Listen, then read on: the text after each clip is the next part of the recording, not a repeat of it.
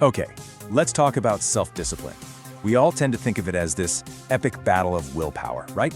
But what if I told you the secret isn't about fighting harder, but actually building smarter? Today, we're going to dig into the architecture of discipline. Think of it as a science-backed blueprint for redesigning how you approach self-control altogether. I mean, this is a question that gets to so many of us, doesn't it? We're always told, just try harder, have more willpower. But the real solution? It's not about more effort. To really get why it feels like such an uphill battle, we've got to look past the simple life hacks and dive right into the architecture of our own brains. And trust me, it's a battle that's absolutely worth understanding, because the science is crystal clear on this. Get this, landmark research has shown that self-discipline is actually a better predictor of academic success than IQ. Think about that for a second. It's not just some nice-to-have quality. It's a fundamental skill that literally shapes your health, your success, and how happy you are in life. You could even argue it's more important than raw talent. All right, so first things first. Part 1 of our blueprint is all about rethinking what discipline even is. And to do that, we have to start by tearing down a huge myth, this idea that you're either born with it or you're not. So what are we really talking about here? At its core, self-discipline is simply the ability to choose your future self over your present feelings. It's about saying no to what you want right now for what you want most. And here's the key. It's not about punishing yourself. It's a trainable skill. I want you to really think of it like a muscle. The more you use it, the stronger it gets. Okay, now let's zoom in and look at the actual blueprint inside our heads. Because right now, there is a literal civil war happening in your brain for control. And understanding the two sides fighting this war, well, that's the key to winning it. So here's the breakdown of that conflict. On one side, you've got the planner. That's your prefrontal cortex. It's like the logical CEO of your brain, always thinking about the long game. But then, on the other side, you have the reward seeker. This is your limbic system, and it is fast, emotional, and only cares about right now. It's that voice screaming for the cookie, begging to hit the snooze button, telling you to just keep scrolling. And really, discipline is just the art of managing the negotiation between these two. So how in the world do we manage this internal conflict?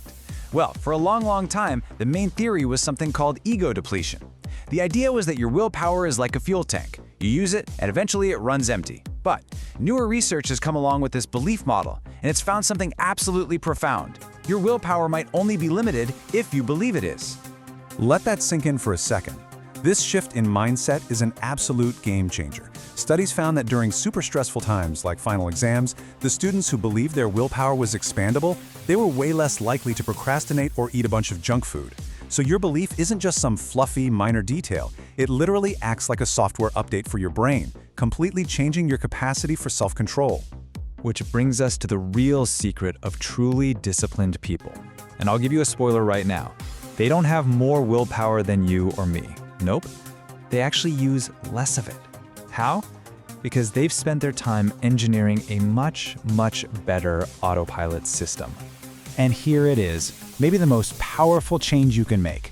It's shifting from goals to identity. So instead of focusing on a goal like I want to lose weight, you focus on an identity. I am a person who takes care of my body. See the difference? Every little action, every single choice becomes a vote for the person you want to be. You're not just chasing an outcome anymore, you're literally becoming someone new. So what's the engine that builds this new identity? It's this right here, the habit loop. And here's the thing, every single habit you have, good or bad, follows this exact 3-step pattern. There's a cue that triggers it, the routine or behavior itself, and then a reward that reinforces the whole thing. The minute you understand this loop, you can start to hijack it for your own good. And why does this matter so much? Well, because research from Dr. Wendy Wood shows that a whopping 43% of our daily actions aren't conscious decisions at all. They're just habits. Almost half of your life is already running on autopilot. So that leads to a pretty big question, right? Who designed your autopilot? Was it you, on purpose? Or did it just kind of happen by accident? This brings us to our final, and maybe the most powerful, piece of the architecture, designing your environment. This is where we stop trying to just gut it out with willpower, and we start making the world around us do the heavy lifting for us. And if you want to see just how powerful your environment is, look no further than this absolutely mind-blowing statistic from a famous study.